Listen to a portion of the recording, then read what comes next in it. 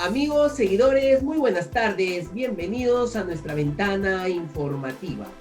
En esta ocasión vamos a entrevistar a Renato Lazo, gerente de la Asociación de Grifos y Estaciones del Perú, AGES. Con él conversaremos sobre los recientes cambios en las normas para la comercialización de combustibles en el Perú. Agradecemos el auspicio de SINSAC del Perú, líderes en fabricación, mantenimiento y reparación de cisternas GLP. RC Ingenieros para su servicio de facturación electrónica y automatización de estaciones de servicio. Surtidores, tu mejor aliado en sistemas de control y expendio de combustibles. Cercosur, venta y soporte técnico de toda la línea GNB Aspro en el Perú. Y TBSP, soluciones tecnológicas aplicables para las estaciones de servicio con su software Sagittarius. Huavi, Promigas del Perú, responsables de la distribución del gas natural en el norte del país. Amigos, bienvenidos a la información.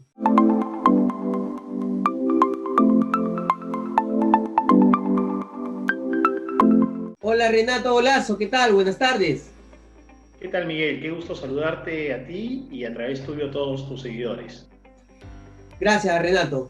Bueno, Renato, hoy vamos a conversar sobre los principales cambios que ha habido en el rubro de los combustibles y qué implicancias trae al sector estacionero, ¿te parece? Claro que sí.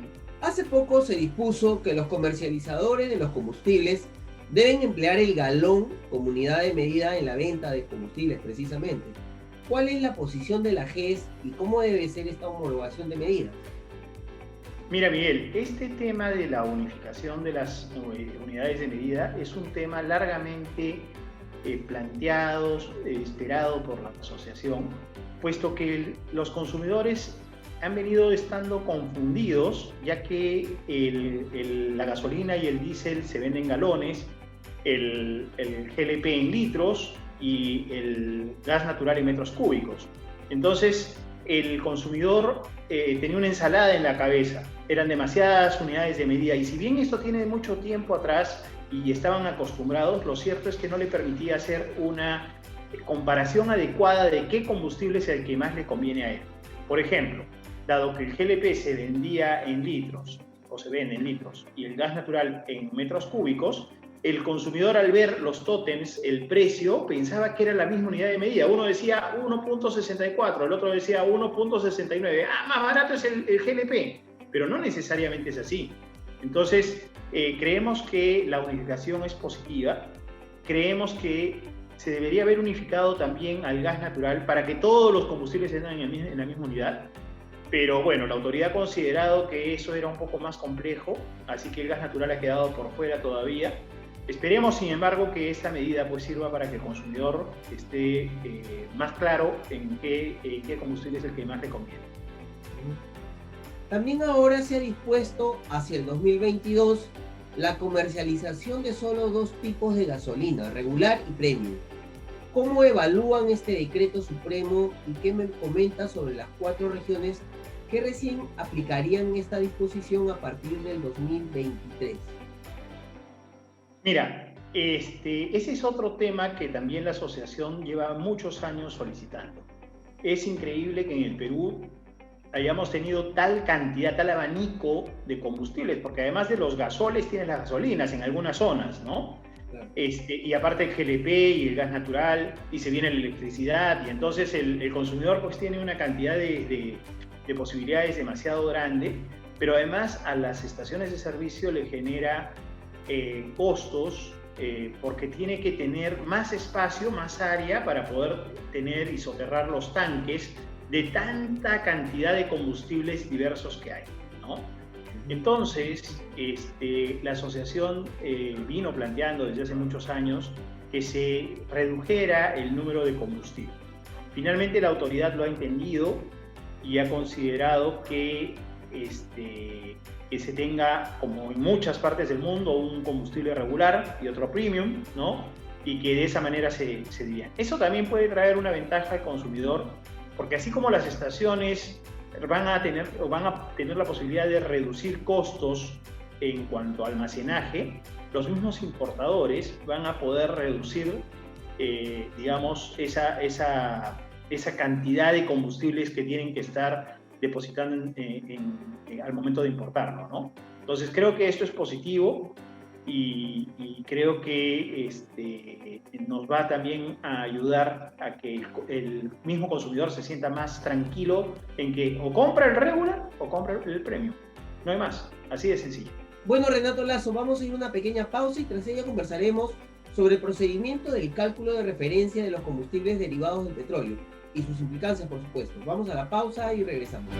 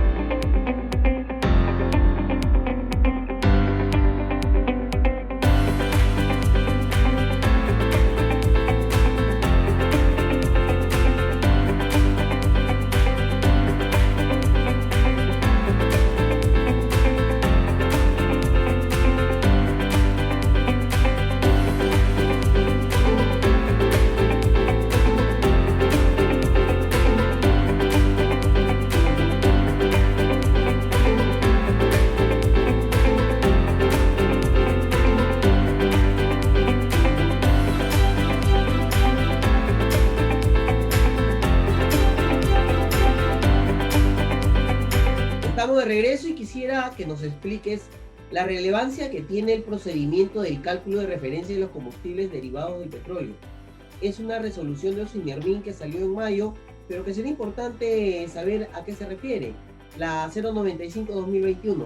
¿Qué nos puedes comentar al respecto?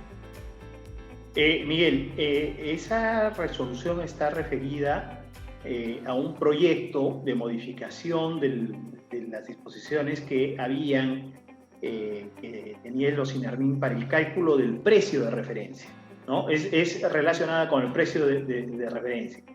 Ahí también hay algunos aspectos que, digamos, esto tiene implicancias en el consumidor, tiene implicancias en las estaciones de servicio, pero especialmente es, digamos, de mucho interés para el importador, para el productor de combustibles. Sobre todo para el importador. ¿Por qué? Porque a veces el importador, digamos, trae el combustible y los factores que se consideran para establecer ese precio referencial no consideran algunos aspectos que son necesarios, como por ejemplo, tú sabes que muchas veces en el GLP y en los combustibles líquidos vienen los barcos trayendo el combustible que se importa, pero se tienen que quedar en alta mar porque hay un maretazo, porque no pueden acercarse a la costa, el puerto está cerrado por un tema de seguridad. Okay. El barco, que es digamos, un transporte nada más, le cobra al importador por los días o por el tiempo extra que tuvo el combustible o que estuvo parado esperando que el puerto se reabra, ¿no? Entonces, ese factor, por ejemplo,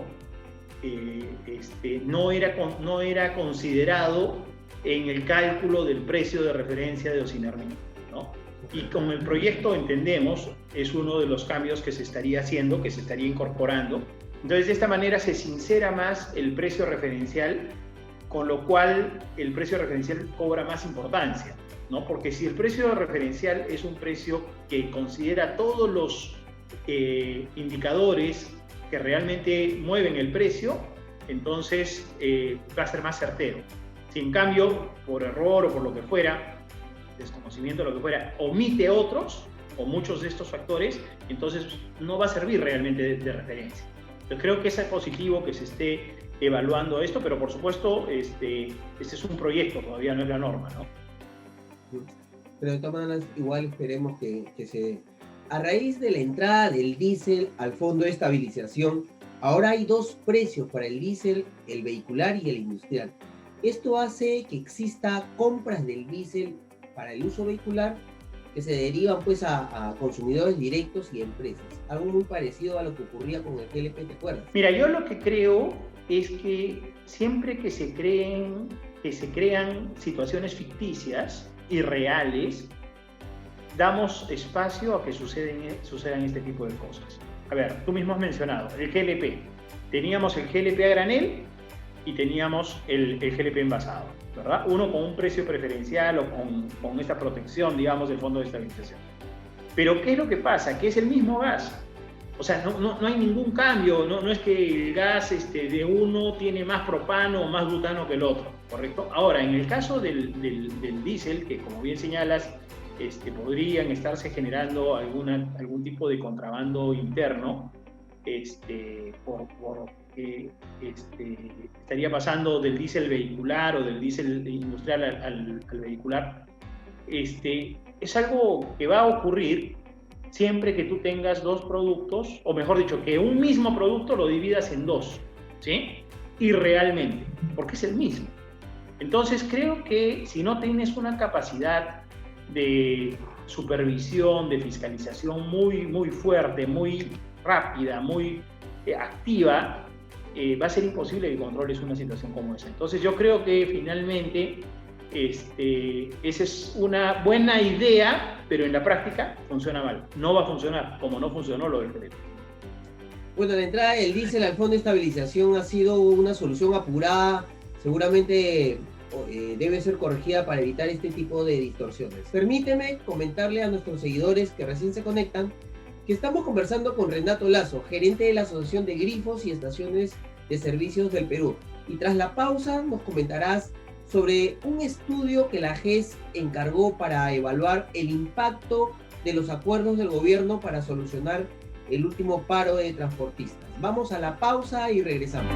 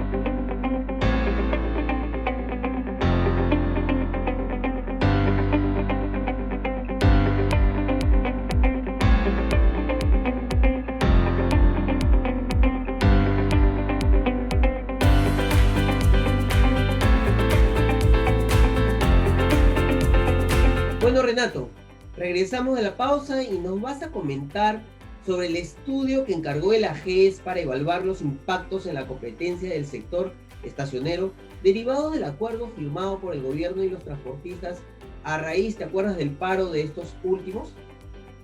Sí.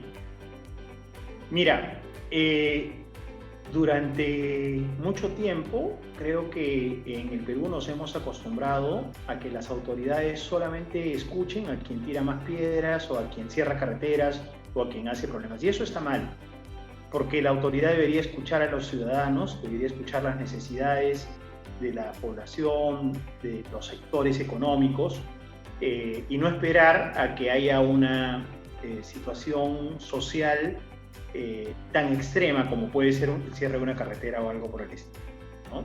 Nosotros mismos en muchos aspectos que requerimos a veces en la asociación, a veces sentimos de que no somos suficientemente escuchados, ¿no? Hemos conversado hoy día sobre varios temas que finalmente nos permiten ver que sí estamos teniendo algunos avances en los cambios normativos, pero eso se ha dado ahora, ¿no? En esta gestión reciente, digamos, en el Ministerio, ¿no? Pero estos son pedidos que tienen años de años, ¿no? Y son problemas que se han ido agudizando, felizmente, y bueno, ya están las normas y esperemos que ahora funcionen y que sean solución. Pero volviendo al tema específico de tu pregunta, nosotros en efecto pedimos que un estudio especializado en temas de competencia, de libre competencia, revisara qué probabilidades había o cuál era la situación que se podía presentar de ejecutarse el acuerdo que tal cual fue comunicado a la opinión pública, incluso por el mismo ministro, ¿no? Entonces, nuestra preocupación era porque finalmente, si es que uno de los competidores en el mercado participa en esa mesa y no los demás, finalmente puede generar un beneficio hacia esa posición y perjudicar a los demás, ¿no? Ahora, si una marca en el mercado obtiene, ya que estuvo sentada en esa mesa, o de repente no lo estuvo, pero finalmente obtiene a través del Estado, por más que sea la empresa del Estado, ¿sí? Obtiene la posibilidad de que los transportistas vayan a sus estaciones y obtengan X beneficio, van a generar dos situaciones. La primera es, oye, los propietarios de esas estaciones de servicio están trasladando el beneficio que ellos mismos están recibiendo, o sea, o quieren que ellos lo saquen de la manga. ¿Qué hace el propietario? Porque claro, se anuncia así, a partir de ahora, más barato el combustible en las estaciones de color verde, por decir algo, ¿no? Perfecto, va el transportista y el transportista dice, oye, no me bajaron el precio, pero claro, es que solamente se anunció, pero no se hizo una medida real para que el precio pueda bajar, ¿no? Entonces, lo que estás haciendo es tirar la pelota hacia otra persona, hacia otro participante del mercado o en esa cadena, y eso está mal, ¿no? Entonces, porque lo único que no estás solucionando el problema, solamente estás pasando el problema hacia otras manos, y eso está mal. Entonces, como decíamos, por un lado nos preocupaba el tema de competencia, de que la libre competencia se mantenga en el mercado, de que no vaya a haber una distorsión por un favorecimiento del propio Estado hacia su empresa, o por otra razón. Y por otro lado, de que nuestros asociados y los no asociados, pero propietarios u operadores de estaciones de servicio, no se vean obligados a algo que ellos no han recibido, que ellos tampoco no han ofrecido, ¿no? Entonces, ahí creo que es importante nuevamente que la autoridad sea responsable, ¿no? Responsable escuchando, pero también responsable cuando toma una decisión de qué va a hacer. Esa decisión, o sea, debemos poder, los ciudadanos, creer en nuestras autoridades, porque nuestras autoridades están bien asesoradas, porque nuestras autoridades toman las mejores decisiones posibles, pero si es que no va a ser así, estamos complicados, ¿no? Y siempre la competencia es mucho mejor. Renato, quisiera saber tu opinión sobre un posible regreso del GLP al Fondo de Estabilización de Precios de los Combustibles, pero con una sola tarifa. Al parecer, importadores y comercializadores del GLP están de acuerdo en este punto. Mira, yo creo que cuando hablábamos en tu pregunta anterior sobre esta división que realmente no existe de dos tipos de diéseles, ¿no? Y cuando te respondí esa pregunta, te hacía memoria de lo que pasó con el GLP anteriormente.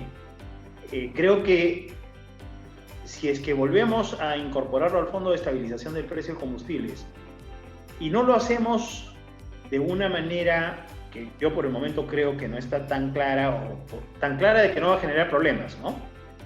Creo que va a volver a ser un error. Vamos a volver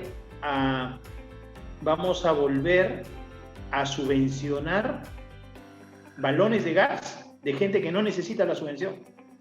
Vamos a volver a subvencionar el balón del gas del señor que esté en Asia haciéndose la parrilla.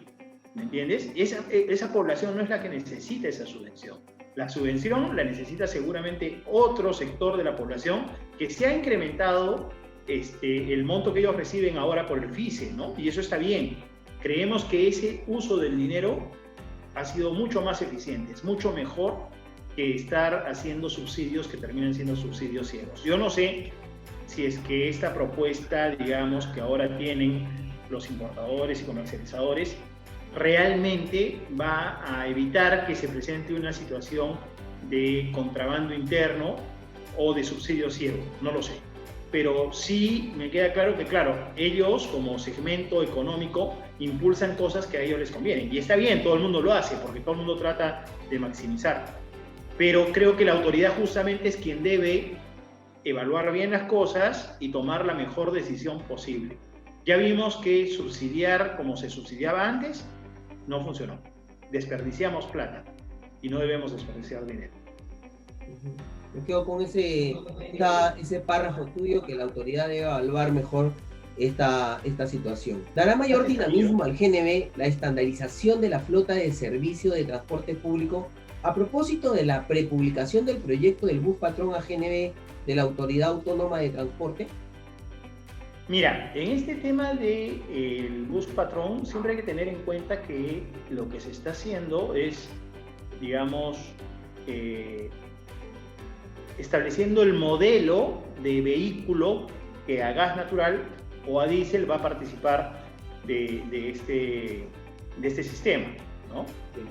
Ahí yo creo que es una muy buena idea hacerlo. El problema es que yo encuentro, de la lectura que le he dado, encuentro que hay algo que yo no entiendo por qué. ¿Por qué al gas natural le pides cumplir con el Euro 6 y al diésel con el Euro 5? ¿No? Entonces, ¿por qué le pones la valla más alta al combustible que tienes en el país, al combustible que de por sí emite menos, o sea, es menos contaminante? ¿Por qué se la pones más alta? ¿Por qué le pones lo último, ¿no? El Euro 6 es lo máximo que hay ahorita en Europa. ¿Por qué al gas natural le pones eso y se lo exiges, ¿no? ¿Y por qué al diésel lo dejas en Euro 5? Entonces, ¿qué quieres como país? Nuevamente, no es un tema finalmente de hacia dónde estamos yendo, ¿no? Hacia dónde estamos yendo, y la autoridad lo que le toca es decir, bueno, hacia allá o hacia acá, pero lo que diga tiene que tenerlo sustentado y tiene que estar seguro de que está haciendo lo mejor realmente para el país, ¿no? Entonces, como te digo, yo creo que es muy bueno de que tengamos, de que esta norma se esté prepublicando y que se discuta, pero uno de los puntos que yo encontraba es, oye, y no le encuentro razón todavía, es por qué al gas natural le exiges o le pones la valla más alta que al otro. Obviamente esa valla más alta, fíjate, que tiene un efecto, porque alcanzar esa valla tiene un costo distinto. Entonces, el bus que tú compres a gas natural va a ser más caro que el bus con Euro 5 diésel. Entonces, ¿qué es lo que motiva, qué es lo que incentiva a que el inversionista compre gas y no compre diésel? No tiene mucha lógica, no sé si me he dejado entender. Sí, claro, por supuesto, Renato, queda claro tu posición. Además, a igual trato para igual servicio, ¿no? Eso se puede decir de esa manera. Agradezco tu presencia en el programa. Espero volver a contar contigo en una próxima oportunidad y nos cuente las novedades del sector. Amigos, estuvimos con Renato Lazo, gerente de la Asociación de Grifos y Estaciones del Perú. Muchas gracias, Renato. No, muchas gracias a ti, Miguel, y nuevamente a todos tus seguidores. La verdad que tu revista, El Gas, es muy leída y nos complace mucho que sea así. Personalmente, además, te lo digo también. Así que sigan los éxitos, Miguel. Adelante. Muchas gracias, Renato. Nos vemos.